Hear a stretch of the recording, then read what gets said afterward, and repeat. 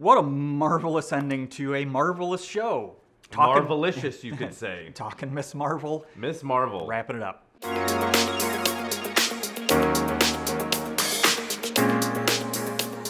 Yeah, episode 6. She's comes into her full own as a superhero in front of all of Jersey City. She is Jersey City's. You know, if Harlem is Spider-Man's, and you know, Captain America is from the Bronx, but he's sort of America. Yeah, she's definitely Jersey City's own superhero. Friendly neighborhood Miss Marvel. The friendly neighborhood until the end of the episode. So yeah, spoiler alert. That, you know, that we make sure we put these out long enough so that like by now you definitely should have seen. You should have seen all of Miss Marvel. If you haven't, please go watch it. It's such a good show, beautiful show, great characters. We've talked about this before. It really centers on family. Yeah. Like the you know, the first range of Avengers were, you know, sort of lone wolves, you know, out on their own, sort of like freaks of nature. You know, you got the Hulk or the, you know, billionaire, you know, genius, playboy, or you know, the frozen soldier out of time, or you know, the rogue agent gone good, and you know, so you have all these sort of lone wolves that learn to be this dysfunctional family. And yet now, and then you have a bunch of other people that are in a dysfunctional family. Right. But you know, now I think with Shang-Chi and Moon Knight is kind of about family too. You know, it is. It's about the Scarlet Scarabs, you know, family, and Simon and Mark learning to be a family, Steven. and you know, and Stephen, Mark, and Jake, and Jake. We don't talk about Jake. Yeah. Instead of Bruno, we don't talk about Jake. But we do talk about Bruno because Bruno in the Miss Marvel show. It's just a great. He's a great guy in the chair. Yeah. He's a great. I mean, he's up there with Ned. Yeah. I think he's definitely. You know, we have to at some point in the movies. It'd be great if we got all the guys in the chair together. I was gonna say that. You know? I want to see. Or just a whole movie instead of the Suicide Squad. Marvel's gonna be the guys in chairs. Give me a series of the guys in the chairs where we get Bruno, we get Ned, we get Guardians of the chair. We get Darcy. Yeah, Darcy. Who else? Who else is it? Agent Wu. Maybe Agent Wu. We get the guy from Ant-Man, whose name I can't remember off the top of my head right now. But just get all the side characters and cram them into something. You know, give us that female Avengers moment at the end of Endgame, where just like we get all the sidekicks that have to do. Oh, the Russian guy. No, his buddy Luis. Yeah. But you got to have your guys in the chair. Bruno is definitely one of them. So yeah, I mean, finishes with a spectacular sort of like fight, but not fight. Yeah. Between her and what's his name, Kazan. I almost said Kareem, and that's wrong. It's a K word. Kazim. No. Her one of her boy toys. Yeah. One of Miss Marvel's boy toys. At the very end, he inherits his mother's sort of dark. Karam. Quran? I don't know. Oh, I think it's Quran. Yeah. Maybe Ding Ding Ding. Yeah, we'll drop it somewhere. Right, it's, somewhere in this. Sorry. A lot of those came off really bad. So yeah, so they had their sort of fight, but really it was damage control. It was this rogue. They had this rogue agent in damage control, sort of playing the sort of you know, the FBI, Homeland Security, sort of like the bad agency, kind of the rogue, you know, the sort of agency gone bad kind of thing. Ultimately, which I think is the heavy theme for this phase of Marvel, because like Sword is screwed up in WandaVision. Damage control is now off on its own weird tangent. Of things. Which actually started in Spider-Man, where damage control kind of came in and took things away from Vulture, Michael Keaton's character, and that I can't remember his character's actual name. Toomes, Adrian Toomes. Yeah. But I mean, the same thing in Falcon Winter Soldier. There's the Reclamation Committee or whatever they are. There's kind of this overarching like. A dark government. We've got the you know, very much like, you know, sort of a mirror of reality. You know, you've got sort of like the government, and then you've got this like supposed shadow government. Yeah. And so it's which government do you think is the right? And I think we're gonna play on those. But you know, to go back to the element of family, I think that's, you know, we're looking if Civil War and everything is, if any of that is a template or a pattern for what the themes that they may sort of try to improve upon or just sort of develop a little bit more. I think it's the family element and what sort of like living in America now, being from a different family and different families, even if we're from different dimensions, how that's gonna. And Miss Marvel does a really good job of doing what science fiction, fantasy, comic books should be doing, and that's sort of telling a story of because Kamala is she's a Hindu, Pakistani, Muslim. It's Cameron. She's of a different culture and different religion than the norm in America. But it is the norm. It's increasing the norm. These are these are our neighbors, and so it's really embraced that. It's really it's made her own superhero, and I felt like at the end she had her superhero moment. Her mom gave her the costume. Right. She did all you can check all the boxes on. The end of her origin story. Yeah, where her name comes from, where her costume comes from, where she gets her powers. Yeah, no, I mean, to your point, I think one of the best things that the Miss Marvel show does is tell a story of acceptance. It's Kamala has to find acceptance within inside her family. It's within inside her friend group, within inside the populace at large. There's just so many different angles of this theme of acceptance, which runs through reconciling her friends and their cultures and her cultures. And I mean, it runs through most comic book stuff, but like this show really just went, hey, we're telling a story about a Muslim girl, but really, she doesn't have to be a Muslim girl. She could be any diverse. This is a diverse opinion of what's happening in America today, and really, it's just a story of acceptance, and we all need to stop. And speaking of being any girl. Literally at the end of the episode, in the post-credit sequence, she goes zippity zap and turns into Carol Danvers. Well, so there's two Captain Marvel. Miss Marvel turns into what happened. Yeah, so there's two trains of thought on this. One of which is like what you thought, and I, because it's based on Miss Marvel's original storyline. Her first showing of powers is she actually turns into Carol Danvers because she idolizes her.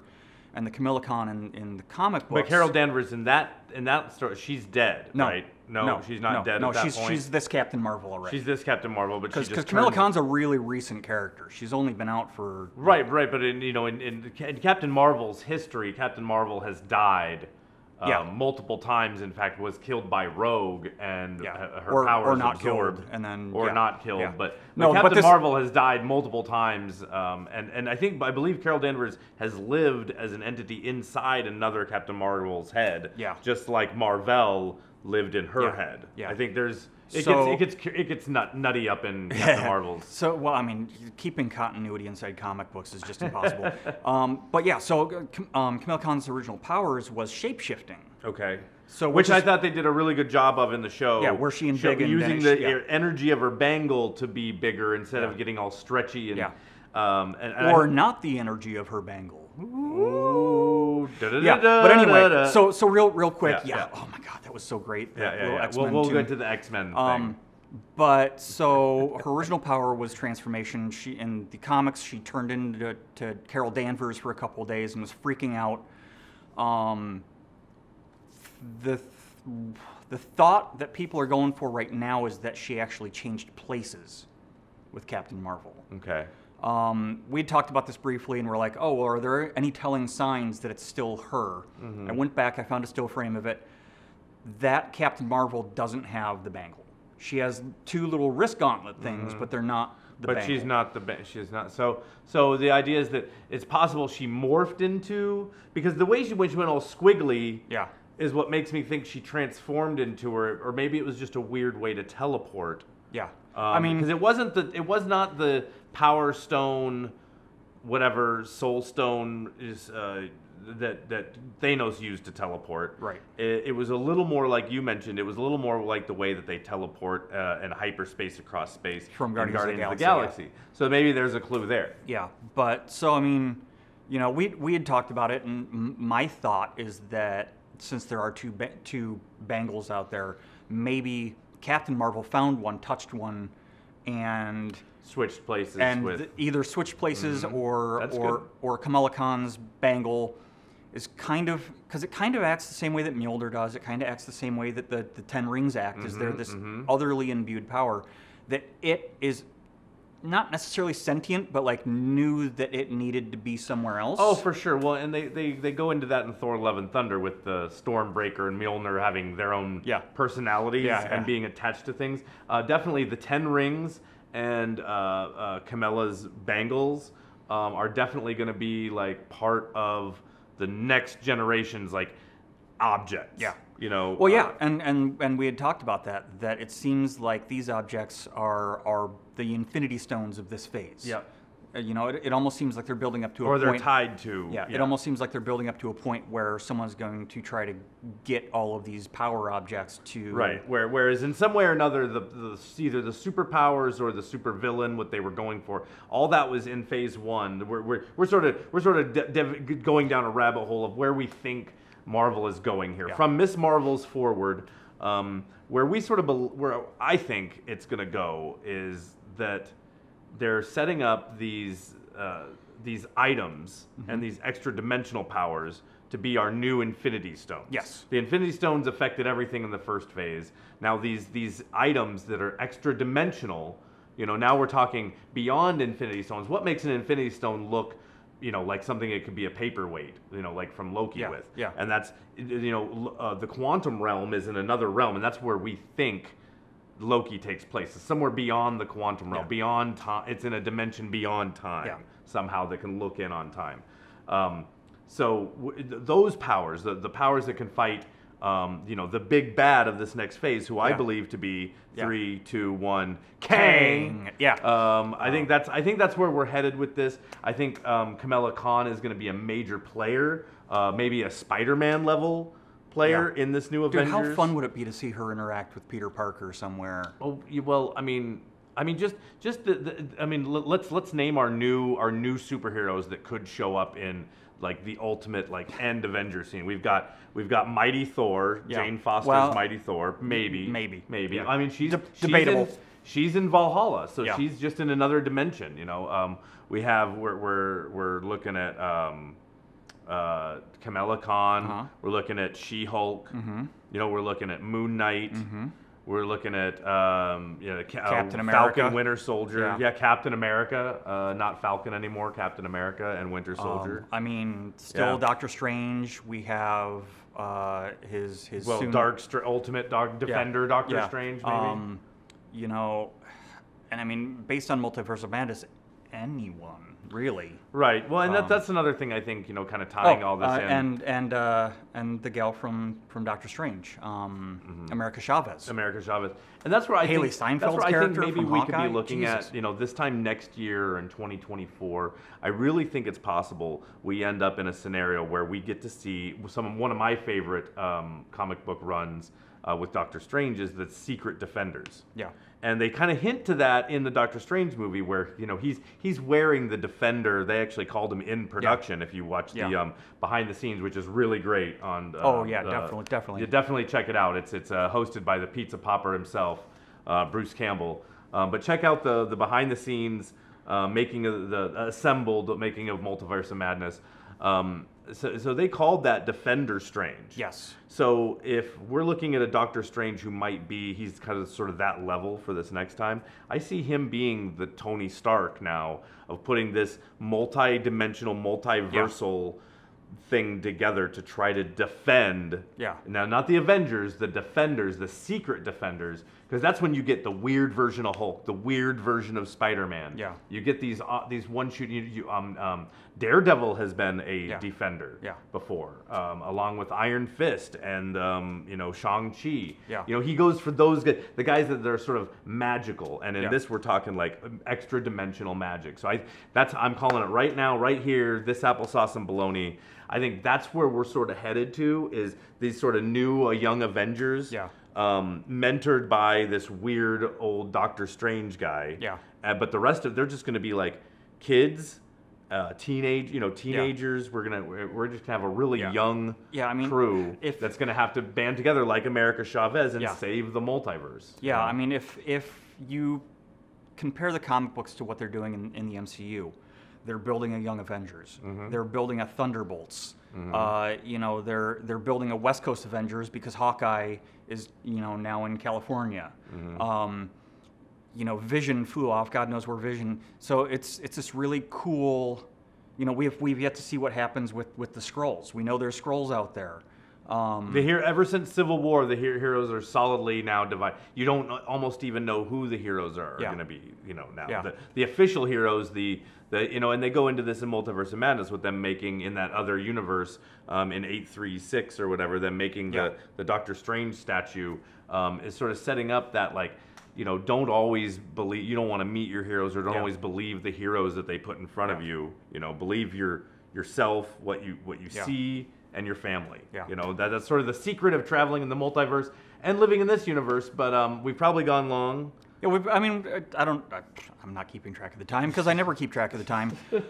Wrap up. Though, what else do you want to talk about? Ultimately, I did enjoy Miss Marvel. It's a really smart show. Check it out, please. It's a fun show. It's not your typical. If you're watching us, definitely, you know, it's much better than us talking about it. Oh, absolutely. It's not your typical Marvel, but I mean, the Home Alone style traps in the school was so fun. It was just a really smart show. The way they tied everything up. Yeah, I loved that. That was fun. It had a very cool retro 80s Zoomer millennial vibe. Yeah. But, you know, coming up, we keep mentioning it because we're excited for it. We got She-Hulk coming up. We have I Am Groot coming up, which I don't even think we've gotten a trailer for. No, I think we're looking at cute little shorts that are maybe happening as little Groot is turning into adolescent Groot, because it looks like from Thor: Love and Thunder that the next time we see Groot, he's going to be back to the Groot that we first met. Or a little bit younger than that. Yeah. Maybe a little younger. Yeah. Because I went back and watched the original Guardians of the Galaxy, and that Groot seemed kind of young. Yeah, but that's an old Groot, but he's still drinking out of a fountain. Yeah. So I think we're getting to about to Groot's life cycle again. Yeah. You know? Yeah, I mean, and we'll have another Guardians of the Galaxy coming up in December for the Christmas special, and that's going to be a canon thing, I guess. Yeah, you know, so who knows? Well, and then, you know, they've shot some stuff for Quantum, or for the ride at Disney. The Guardians of the Galaxy Rewind. Yeah, the Rewind, the Galactic Rewind thing. So lots of fun Marvel superhero stuff coming down the pipe. Echo at some point. I'm kind of glad. Well, I think that's early 23. Is it coming next year? Yeah. So lots to look forward to. We thought She-Hulk was coming a little sooner because we were so excited for it. I'm actually glad to have a breather. Yeah, I don't know. After Obi-Wan and Miss Marvel and Thor and Multiverse of Madness. I got my fill. It make me hungry again. So. Yeah. I don't know where my disinformation from. It's definitely not the end of this month. I thought it was the end of this month. I checked Disney's release schedule, and there's no Marvel stuff the rest of this month. So, sorry. Catch your breath. Catch Miss Marvel. I think it's a beautiful show, and it's going to play into the MCU at large coming up. So especially once she's in the Marvels. I mean, I might actually take this week and rewatch Moon Knight myself. Yeah, I love Moon Knight. I need to give Moon Knight another watch too. So all right, man. Well, we'll catch you next time on this another Marvelicious or Star Wars-licious episode of Applesauce and Baloney.